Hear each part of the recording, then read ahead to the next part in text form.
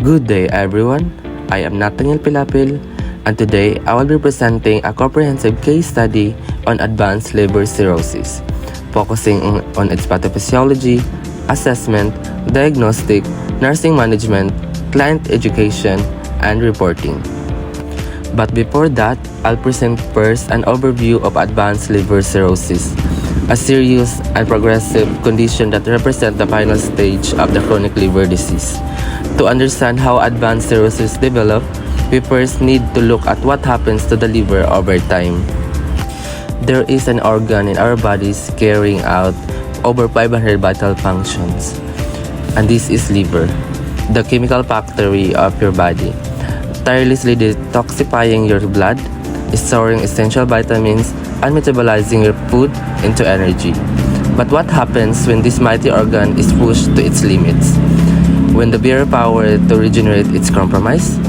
That's where our story begins. Welcome to our overview of a disease that tests the limits of our liver resilience. The liver is an unpaired organ located in our abdominal cavity, just below the right side of the rib cage. It is the largest gland in the human body, weighing approximately 1.5 kilograms. The liver works synchronously with many other organs and contributes to the maintenance of the basic physiological functions of the body. To name a few, the liver stores energy molecules, produces bile, helping to digest fats, process and detoxify alcohol, medication, and toxin from the blood, and produce proteins necessary for blood clotting. On the inside, the liver consists of main cells called hepatocytes, which translated from Latin literally means liver cells. These cells carry out all the functions of the liver. Hepatocytes are arranged into these hexagonal lobules, which are bounded by the supporting cells and connective tissue. These lobules are the functional units of the liver. When the liver is injured for any reason, it results with the loss of hepatocytes. But given their ability to regenerate, they quickly multiply and restore the architecture of the lobules. However, in certain cases, the injury is filled with the scar tissue, also called the fibrous tissue. The proliferation of the scar tissue actually results with a loss of functional tissue of the liver, and it in that case cannot be recovered. The liver is a special organ because it receives more venous blood than arterial blood. This venous blood comes via the portal vein, which carries blood from the gastrointestinal tract filled with metabolites and everything else absorbed in the intestine. Liver cirrhosis is the end stage of many chronic liver diseases. This means that cirrhosis cannot develop overnight, but rather is a result of a long-term disease and develops over time. Cirrhosis is most frequently associated with long-term alcoholism, hepatitis B and C, as well as non-alcoholic fatty liver disease. It can also result from some metabolic disorders that cause the deposition of minerals in the liver, such as hemochromatosis and Wilson disease. Not every person with these conditions will develop cirrhosis. Upon an injury, the liver will constantly try to repair itself. The regenerative capacity of the liver fades slowly, leading to first to progressive scarring or liver fibrosis, which only in later stages manifests as cirrhosis. Since the scar tissue is not flexible, its formation leads to creation of constrictive bands around and across the hepatic lobules. This increases the pressure in the associated blood vessels coming from hepatic portal vein, which leads to a condition called portal hypertension. The bile may get pressured as well, leading to the holding of the bile in the liver, which called the bile stasis. The bile stasis leads to exposure to the destructive effects of the bile and further destruction of the liver tissue. At the same time, the remaining hepatocyte try to regenerate the functional tissue, but the constrictive force of the scar tissue leads to the creating nodules. Ultimately, a healthy liver looking like this is transformed into a mass of regenerative nodules surrounded by fibrous bands. The signs and symptoms of liver cirrhosis depend greatly on the stage of the disease, varying to almost no symptoms at all the way to liver failure. The early stage of cirrhosis are usually asymptomatic. As the disease progresses further, non-specific signs such as weight loss, anorexia, and weakness might start showing. The swelling in the liver, called hematomegaly, can cause abdominal pain, often described as dull, aching, and causing a sensation of fullness. Bile stasis can result in jaundice, which show as yellow discoloration of the skin and white of the eyes. Jaundice also induces a persistent itch on the skin, called pruritus, sometimes so serious that patients tend to scratch their skin raw, also experiencing diarrhea or even constipation. Since the liver is the central organ for proper estrogen metabolism, impaired liver function results in elevated levels of estrogen. The consequences of this are especially visible on male patients, resulting with atrophy of the testicles and enlargement of breast called gynecomastia. In both sexes, increased estrogen leads to development of notable rashy redness of the palms called palmar erythema. If 80 to 90% of functional liver tissue is damaged, cirrhosis usually complicates with liver failure, which presents with failure of multiple organ systems that can lead to death unless urgently treated. Long-term liver cirrhosis can also cause hepatocellular carcinoma, which is one of the types of liver cancer. Next, cirrhosis is diagnosed by reviewing the medical history of a patient and conducting blood tests towards identifying whether they have any of the underlying disease that promotes cirrhosis. Then, blood tests aimed at reviewing the liver function, such as those for the products of bile, blood clotting factors, platelets, and liver-specific enzymes are conducted. This paired with ultrasounds, CT, and MRI. The final diagnosis is made by liver biopsy. In this procedure, a needle is inserted into the liver in order to take tissue sample. A pathologist examines the sample under a microscope and confirms whether the liver is cirrhotic or not. If the cirrhosis is confirmed, the patient is then sent to a medical specialist focused specifically on liver disease, called hepatologist. In majority cases, the liver cirrhosis is irreversible. This is why the treatment mostly consists of mitigating the complication and preventing the cirrhosis to progress any further. The biggest focus is usually putting in the treating the most urgent complications such as hepatic encephalopathy, but also in initial cause of cirrhosis. Any dietary habits that can worsen the cirrhosis, such as alcohol consumption, are advised to be stopped. Patients with advanced cirrhosis are often candidates for a liver transplant. Besides the stage of the disease, some countries impose additional criteria for transplantation eligibility, such as the cause of the liver failure, usually marking the patient with alcoholic cirrhosis in those as ineligible. Prevention of cirrhosis relates to eliminating the exposure to the factors that might induce it. Primarily, this includes eliminating alcohol consumption. In the UK, the official guidelines recommend not drinking more than 14 units of alcohol per week. Next is protection from hepatitis B and C. Hepatitis B is usually transmitted by blood and other bodily fluids, while hepatitis C is usually transmitted by blood. This means that a person can get hepatitis B by having unprotected sex with someone infected. Both hepatitis B and C can be contracted by getting into contact with the blood of an infected person, by sharing a needle, or by other means. The prevention for hepatitis B consists of avoiding unprotected sex and using condoms, as well as receiving a vaccine against hepatitis B. As of 2023, there is no vaccine for hepatitis C, so the prevention is mostly consists of avoiding getting in contact with infected blood. Since obesity can lead to non-alcoholic fatty liver disease, which is a condition that can lead to cirrhosis, maintaining an optimal weight and having a healthy dietary habits is a good method of prevention in this case. And that is the overview of liver cirrhosis. So now let's proceed to the comprehensive case study on advanced liver cirrhosis. But first, I'm going to show you the stages of liver disease. We can see here the normal liver, fatty liver, liver fibrosis, and the cirrhosis. If you ask guys what is the difference between liver cirrhosis and advanced liver cirrhosis, when we say liver cirrhosis, a chronic liver disease where normal liver tissue is replaced by a scar tissue. While advanced liver cirrhosis, it is the late or decompensated stage of cirrhosis. Scar tissue has progressed so much that the liver can no longer perform vital function properly. So these are the learning objectives. By the end of the case presentation, the learners will be able to first is describe the pathophysiology and major causes of advanced liver cirrhosis, including the progression from the compensated or decompensated stage. 2 is identify case subjective and objective assessment findings in patients with advanced cirrhosis, particular ascites, jaundice, coagulopathy, and hepatic encephalopathy. And 3 is interpret relevant diagnostic results used in confirming the severity and complication of cirrhosis. 4 is formulate priority nursing diagnosis based on the patient clinical manifestation and diagnostic findings. 5 is develop appropriate evidence-based nursing care plans tailored to the needs of a patient with advanced decompensated liver cirrhosis.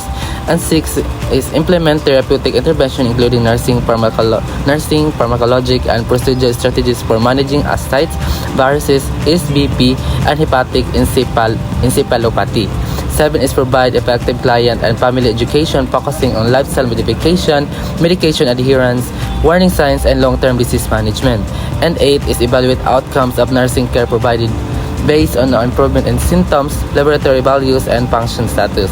And 9 is demonstrate proper reporting and documentation of assessment findings, intervention, and patient response according to the institutional standards. So now, in introduction, liver cirrhosis is the advanced stage of chronic liver disease characterized by progressive fibrosis, distortion of the hepatic architecture, and formation of regenerative nodules.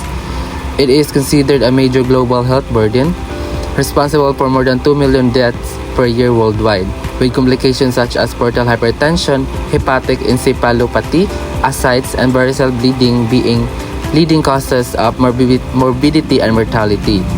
In the Philippines, cirrhosis remains prevalent due to high rates of alcohol use, disorder, hepatitis B, and metabolic disease such as NAFLD, or non-alcoholic fatty liver disease. According to DOH and latest regional data, liver disease consistently ranks among the top 15 causes of death, with many cases diagnosed with only in the late or decompensated stage.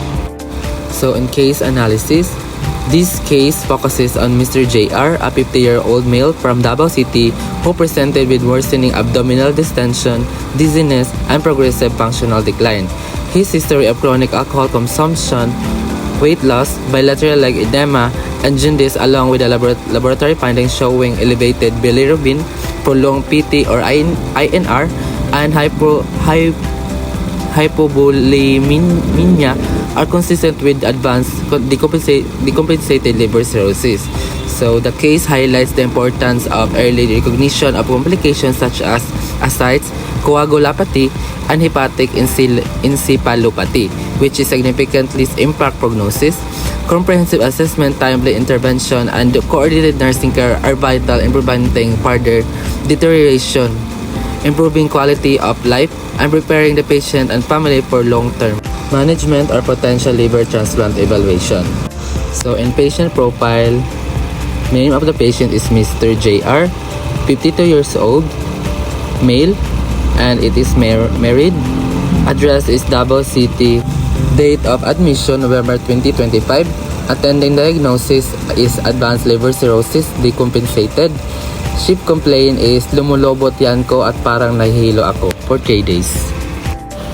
So now in subjective data, chief complaints progressive abdominal distension for 3 days.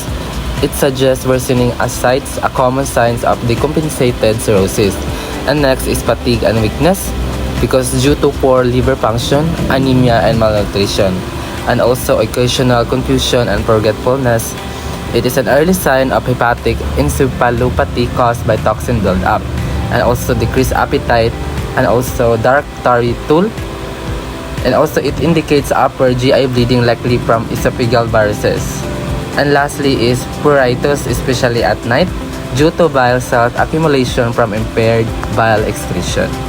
And in history of present illness, patient reports increasing abdominal girth, which is it indicates ascites, shortness of breath when lying flat, and it also indicates ascites pushing on diaphragm. And next is mild nausea, black tooth. It result because of GI bleeding. And lastly is no vomiting.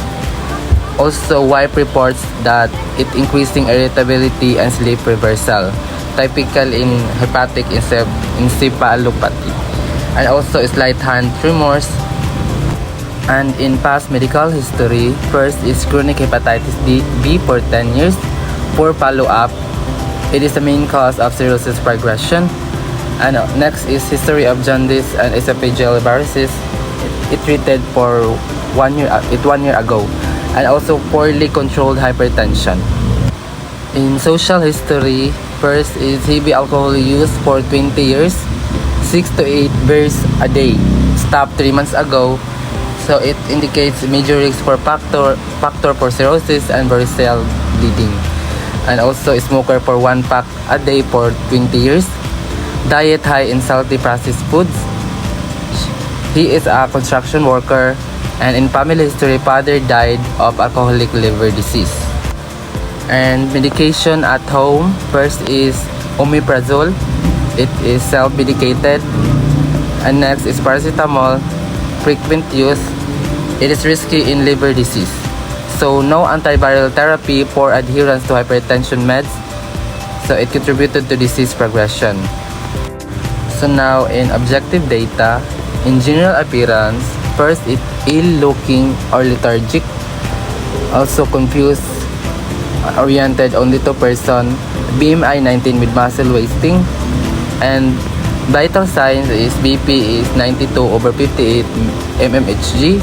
It indicates hypotension in advanced disease, and heart rate is 114 beats per minute, RR 22, temperature is 37.8, and autosat is 94%. Skin findings is jaundice, sclera, and skin, and also spider angiomas and palmar erythema. All classic signs of liver failure and increased estrogen levels. And also it has dry skin with excoriation from pruritus. In abdominal assessment, it is distended, tense abdomen with positive fluid wave and shifting dullness, so it confirms ascites. And next is dilated abdominal veins. It indicates portal hypertension. And also mild RUQ tenderness. It indicates liver inflammation or stretching of capsule. So in hint, so it has steric sclera, Pitor hepaticus, sign of severe liver impairment. And in neurological, positive in asterixis. It indicates hallmark of hepatic encephalopathy. And also it has low mental response and grade 1 to 2 hepatic encephalopathy. And in extremities, bilateral plus 2 pitting edema due to low albumin and fluid retention. So overall clinical interpretation, so the findings strongly indicate advanced decompensated liver cirrhosis with major complications such as ascites, portal hypertension, probable GI bleeding, hepatic encephalopathy, coagulopathy and jaundice, malnutrition, and history of hepatitis B plus chronic alcohol abuse. So the patient declining mental status, fluid accumulation, and history of varices require urgent medical management. So in diagnostic assessment, this is to confirm the severity of the disease. So these are the laboratory results. First is the bilirubin. The result is 6.8 milligrams per deciliter. It indicates liver inability to process bile. And albumin is 2.1 grams per deciliter. It shows poor liver synthetic function. And INR 2.3, it indicates high bleeding risk due to loss of clotting factor production. And platelets is 74,000, secondary to splenomegaly. And AST 148 and ALT 82. It indicates liver inflammation. And sodium is 128. It indicates dilutional hyponatremia. And the ammonia is 82. It confirms the hepatic encephalopathy. And in invasive or imaging studies, the ultrasound showed nodular liver, splenomegaly, portal vein dilation, and moderate to severe ascites. And in paracentesis, ascitic fluid was cloudy with PMN 320 cells per millimeter, indicating spontaneous bacterial peritonitis. So all of these support the diagnosis of advanced decompensated cirrhosis. And in nursing diagnosis, so I have 5 here. So it was formulated based on the assessment.